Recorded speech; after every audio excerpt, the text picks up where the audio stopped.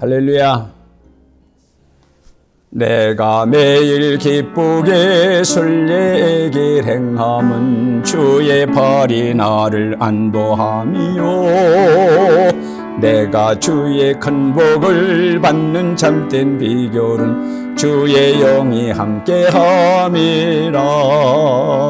성령이 계시네. 할렐루야. 함께 하시네. 좁은 길을 걸으며 밤낮 기뻐하는 것 주의 영이 함께함이라. 오순절 예배 요소들 7가지로다가 요약할 수 있는데, 오늘 설교 제목을 기도하든지 염려하든지 둘 중에 하나로 하자 이렇게 했는데, 왜 그렇게 했냐 이걸 같으면 고린도전서 12장 3절로 7절에 볼 것 같으면, 그러므로 내가 너희에게 알게 하노니 하나님의 영으로 말하는 자는 누구든지 예수를 저주할 자라 하지 않고, 첫째, 또 성령으로 아니하고는 누구든지 예수를 주시라 할 수 없느니라, 이렇게 말씀합니다. 무슨 말이냐 할 것 같으면, 성령이 아니고는 십자가에 와서 죽으신 그 예수를 알 수가 없다는 거예요. 그러니까 이 예배와 제사는 틀립니다. 그러니까 자꾸 이걸 제단이라고 하면 안 돼. 천주교처럼 우리가 미사, 제사를 드리는 것이 아니라 내 영이 하나님과 이렇게 교류하는 겁니다. 그래서 성령으로 거듭났는가? 첫째로 그 거듭난 사람이 예배 볼 수가 있어요. 두 번째로 영적 싸움에 서기 위해서 성령 세례를 받았는가? 그리고 세 번째는 하나님으로부터 사명을 받았냐. 우리가 각자가 다 사명이 있습니다. 평등해요. 누가 신부처럼 우리가 성도를 대표하는 것이 아니라, 우리는 목사님 교사로서, 리더로서 이렇게 같이 나가는 겁니다. 모든 사람의 은사가 다 달라요. 고린도전서 12장 4절에서 이런 말씀입니다. 은사는 여러 가지나 성령은 같고, 직임은 여러 가지나 주는 같으며, 또 역사는 여러 가지나 모든 것을 모든 사람 가운데서 이루시는 하나님은 같으니 각 사람에게 성령의 나타남을 주시면 유익하게 하려 함이라.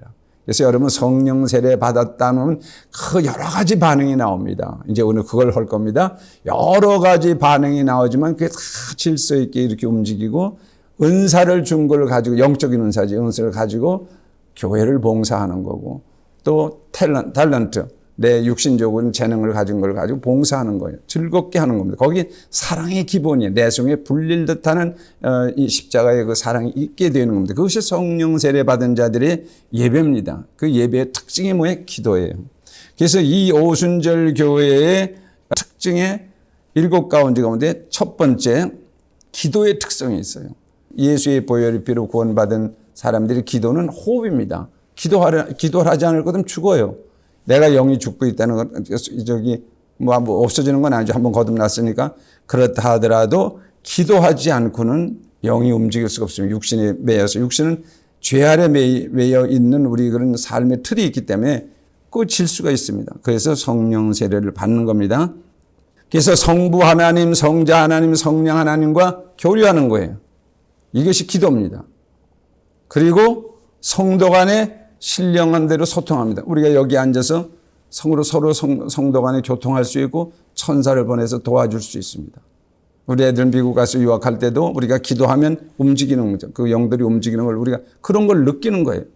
미신적으로 하려는 것이 아니라 우리가 감동이 오는 겁니다. 예배 가운데에서. 그래서 기도는 오순절 교회의 생명혈입니다. 영어로 life blood예요. 기도가 없이는 시작할 수가 없어요. 그러니까 먼저 막 모여서 기도하고 그린 다음에 성령의 역사한 다음에 우리가 설교합니다. 형식적으로 무슨 좀 땅 치고 뭐 이렇게 설교하고 한 20분 설교하고 끝내는 게 아니다 그 말이에요. 첫째로 성령 안에서 기도한다. 성령 바깥에서 기도할 수 없어요. 그건 호흡이에요. 우리가 성령으로 거듭난 사람에게는 기도는 숨이라고 해서 숨, 그렇죠? 그리고 성령으로 거듭났으면 바로 말씀이 꿀송이처럼 달라요. 여러분, 뭐 창세기서부터 뭔지 전혀 모릅니다. 알 수가 없어요. 그러나 성령을 거듭나고 나면 특징이 그 말씀이 막 꿀송이처럼 다른 거예요. 그리고 성령 세례 받으면 가만히 있을 수가 없어요. 막 뛰쳐나가서 전도하고 싶은 겁니다. 1906년 LA의 아주샤 거리에서 흑인 목사 윌리엄 시무 목사가 인도하던 그 흑인들, 그때 당시에는 남북 전쟁 때 전부가 그 흑인들이 노예가 해방되면서 그때 이제 몰려들은 사람들입니다. 그 흑인들이, 그 소외받던 사람들이, 그리고 농장주에서 도망을 쳐서 남부서 도망해서 도시의 한 귀퉁이에서 숨어서 기도하던 사람들이 성령 세례 받으니까 전부 뛰쳐나가서 혼자 사는 노인네들 가서 빨래도 해주고 찬송도 해주고 영은 서로 느끼게끔 돼서, 영이 있기 때문에 인간은 다 느끼게 돼 있습니다. 개는 영이 없거든요. 그래서 우리가 다 느끼게 돼 있습니다. 이게 사랑으로 가서 그렇게 헌신하는 겁니다. 그래서 성령 세례 받으면 나가서 헌신하게 돼 있어요. 그래서 성령 안에서 기도하게 된다. 그렇게 되면 성령의 능력이 기도 속에서 나타나게 되고, 그리고 성령이 인도하는 기도를 하게 돼 있어요. 내가 하는 것이 아니라. 로마서 8장 26절에 보면 이와 같이 성령도 우리의 연약함을 도우시나니 우리가 마땅히 빌 바를 알지 못하나 오직 성령이 말할 수 없는 탄식으로 우리를 위하여 친히 간구하시느니라. 여러분 기도해 본 사람은 압니다. 하나님 기도하시 이렇게 우리 마음의 기도는 마음의 기도도 해야 돼요. 그건 얼마 못해요. 그러나 성령 안에서 기도하면 언제 어떻게 되는지 몰라요. 시간이. 날 아주 산속에 가서 기도할 때 밤새도록 기도해도 성령의 역사는 끊임이 없습니다. 이런 것을 경험하시기를 주님의 이름으로 축원합니다. 척하지 말아요. 속는 겁니다. 예수 믿는 척, 기도하는 척 안 됩니다. 두 번째로는 합심 기도하게 돼 있어요. 같이 합심으로 기도하는 게 좋습니다. 무슨 문제가 있을 때 우리 그걸로 같이 기도, 코로나 같은 것에 여러분 같이 기도해야 돼. 이기적인 사람이 되면 안 돼. 산속에 있는 절간에서는 홀로 목탁도 드리면서 자기가 수련하는 거지만 우리는 그렇지 않아요. 성령 받아가지고 함께 기도하는 거예요. 무질서와 혼돈 이렇게 그런 합심이 아니라 생명과 능력이 역동적으로 역사하는 것입니다. 사도행전 4장 24절로 26절에 그런 게 많이 나타납니다. 오순절 신앙의 초대 오순절 신앙도 그랬고 19세기 말에 미국에서 일어나는 오순절 운동도 그렇습니다. 여러분 합심 기도할 때 성령의 역사가 일어납니다. 교회는 혼자 믿는 게 아니에요. 이번에 코로나 같은 거 이거 매우 위험한 겁니다. 교회의 아주 적입니다. 빨리 끝내고 우리 합심하는 기도 그런 시간을 많이 가져야 돼요. 예배 시간 다 돼서 설교 말씀만 듣고 그거 안 되면 먼저 와서 여러분 기도하고 싶어야 돼요. 여러분 막 기도하고 싶은 마음이 생길 때 당신 영이 살아난 거예요. 그 다음에 세 번째는 단체로 기도해요. 단체로 기도할 때 기도 제목을 같이 놓고 뭐 코로나에 대해서 각 교회에서 같이 기도할 수 있어요. 성령은 시간과 공간을 초월해서 역사하니까 같이 역사하는 겁니다. 우리가 이번에 미국 텍사스의 에스더 목사님한테 우리 청년들이 몇 사람이 모아서 마스크를 보냈어요. 그랬더니 그 양반이 얼마나 그게 감동이 됐는지 편지가 왔는데 보니까 한 100만 개를 앞으로 만든데 무슨 그때 교회에서. 그리고 우리 미국이 다 지금 잘 사는 거 아니에요? 다 히스패닉이나 흑인들이나 아시아 계통이나 이게 이런 사람들이 못 사는 사람이 아주 많습니다. 그 사람들은 마스크 한 장을 살 수가 없다는 거 거기 보면 그 에스더 목사님 그렇게 편지했어요. 그래서 자기들이 지금 100만 개를 만들어야 되는 판인데 지금 그런 작정을 하고 하는데 이걸 보내줘서 너무 감동됐다. 우리가 여기서 감동을 받아서 그렇게 한 거예요. 감동을 서로 그렇게 역사하는 겁니다. 그래서 그런 걸 놓고 우리가 같이 기도, 합심 기도, 아주 단체로 기도하는 거예요. 마태복음 6장 9절로 13절에 보면 모든 성도가 제사장이라는 믿음을 가지고 기도한 사건이 생깁니다. 기도와 찬양이 자발적인 분출이 터져나오는 거예요. 기도가 막 터져나오고 그리고 찬양도 터져나오게 되고 또 방언도 터져나오게 되고 요한계시록 19장 6절에 보면 그런 말씀이 나옵니다. 네 번째로 방언으로 기도해. 여러분 성령 세례 받고 방언으로 기도하면 얼마나 감사해요. 방언 기도가 술술 나오지만 그 기도의 내용이 내 머릿속에 스치고 지나갑니다. 다 해본 사람은 알아요. 방언 기도하게 되면 영으로 기도하기 때문에 내 영이 막 아주 성령 충만하고 평화가 충만하고 그리고 기도할 때마다 그게 스치고 지나갑니다. 무엇인지는 잘 모르지만 그것이 스치고 지나가요.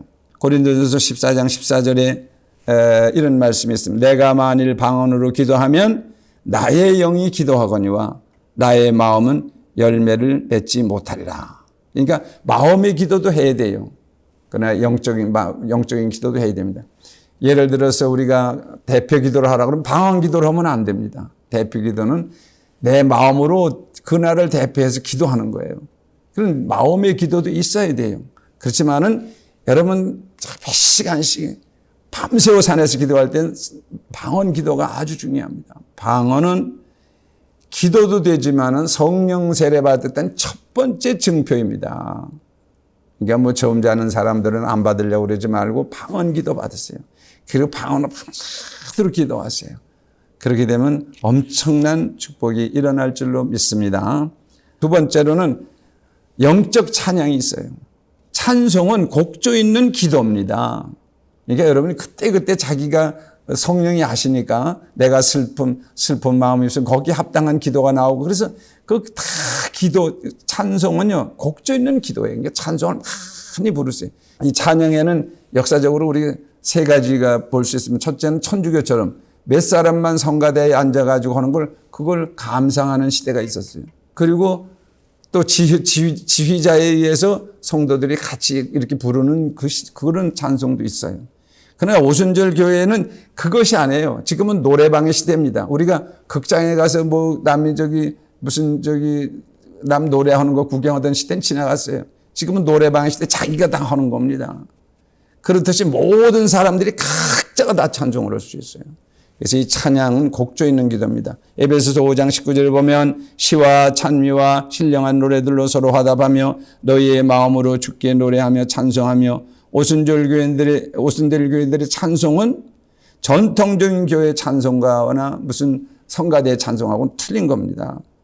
즐거운 소리로 분출되는 Music of the Soul, 영적 음악인 거예요. 그건 성령이 역사하기 때문에 각자 다른 노래로 부르더라도 그것이 다 그대로 들리는 겁니다. 오늘 그런 찬송을 하나 들려줄 수 있을 겁니다. 여러 나라 말로 다 이렇게 부르지만 그게 다 같은 겁니다.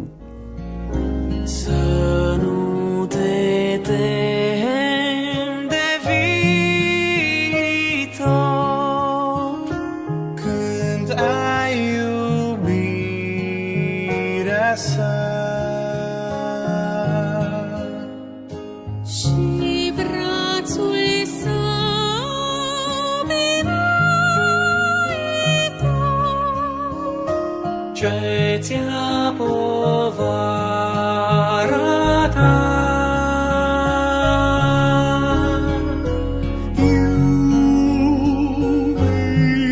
Jubilalu Iisus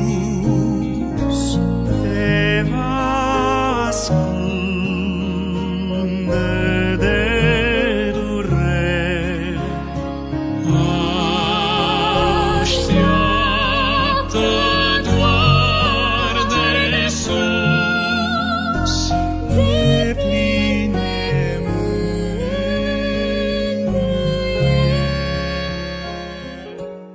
아주 오순절 교회의 이 찬양은 아주 곡조 있는 기도이기 때문에 성령의 역사를 일으키는데 필수적인 겁니다. 여러분들 찬양하면서 기도하고 다 그렇게 되기를 주님의 이름으로 축원합니다. 셋째로 영적 은사들이 있습니다. 오순절 예배에서는 영적 은사들이 함께 역사해요. 그러니까 여러분 은사를 각자 받는 거예요. 말씀의 은사를 받는 사람, 또 신유의 은사를 받는 사람들, 또 방언의 은사를 여러 은사를 받은 사람들이 모여서 주님을 섬기는 거예요. 그래서 다 같이 모이게 돼 있어요.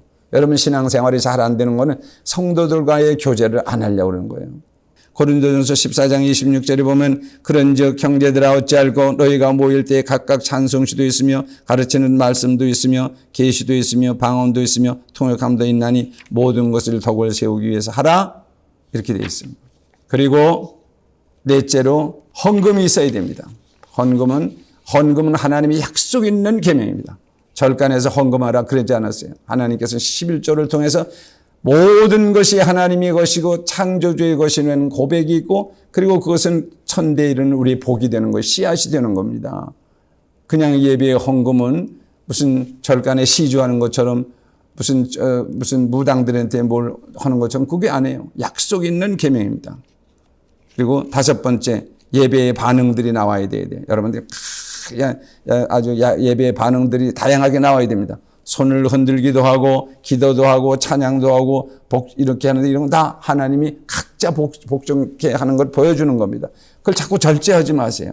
온몸으로 찬송하고 온몸으로 기도하고 손뼉도 치고 또 찬양의 외침도 있습니다. 사도행전 2장 13절에 보면요. 그 광경을 이렇게 얘기합니다. 또 어떤 이들은 조롱하여 가로되 저희가 새술에 취하였다. 이렇게 말합니다.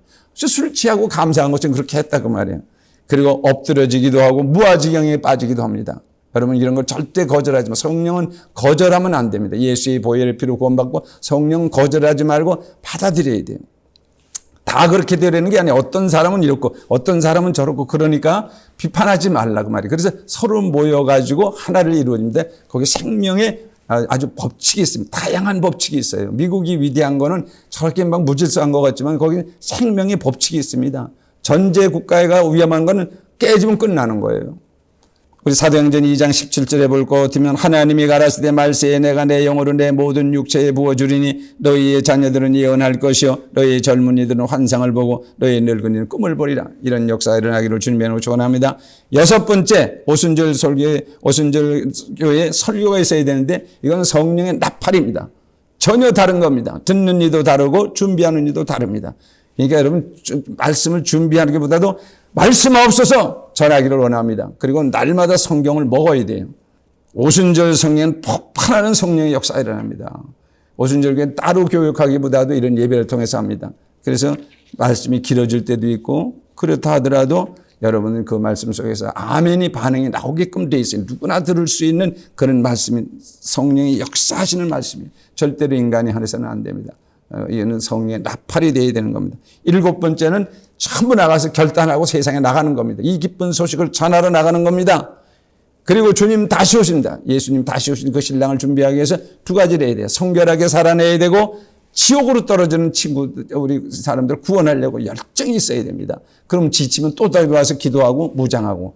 이것이 오순절 교회의 예배의 특성입니다. 오순절 교회는 따로 교육을 시키거나 교리를 가지고 있는 것이 아니라 예배를 통해서 다 이루어지는 겁니다. 이게 예배를 통해서 성령의 역사하는 역사가 일어나기를 주님의 이름으로 축원합니다. 할렐루야. 성령으로 거듭났습니까? 성령 세례 받으세요. 그리고 갖가지 은사를 가지고 여러분만이 할 수 있는 사명을 받으세요. 그리고 이 사명을 위해서 주님 오시는 날까지 여러분 성결하게 살아내고 사명 다 하시기를 주님의 이름으로 축원합니다. 427장 아까 불렀던 거 끝절 하나 합니다. 세상 모든 정욕과 나의 모든 욕망은 십자가의 무의미 못을 박았네. 모든 밤이 지나고 무거운 짐 벗으니 주의 영이 함께 함이라. 성령이 계시네. 할렐루야 함께 하시네.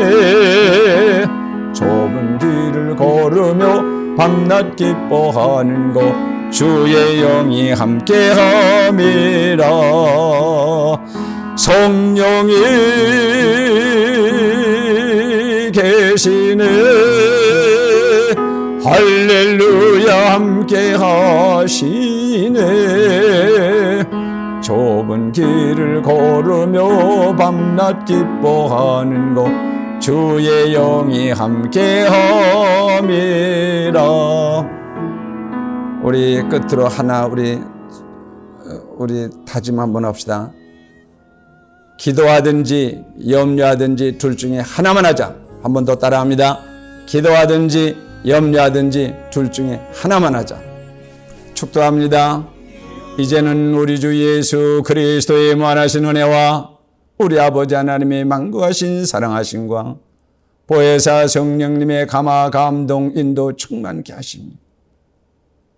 주님 오셔서 마가의 다락방에서 초대교회 오순절 교회를 세우셨던 그 성령의 역사하심을 믿고 모인 사랑하는 모든 권석들 머리머리 위에 저들의 가정 위에 저들의 후손과 후손과 후손 위에 이제로부터 영원토록 함께 계실지어다. 아멘.